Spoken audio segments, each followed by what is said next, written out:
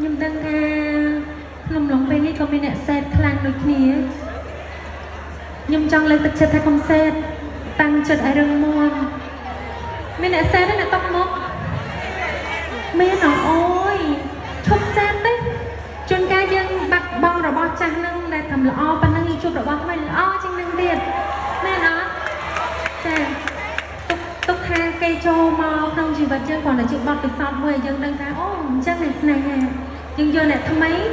ស្អាតជាងប្រកែកជាងខ្លាំងជាងអូយធ្វើដូចមានបទពិសោធន៍ពេញខ្លួន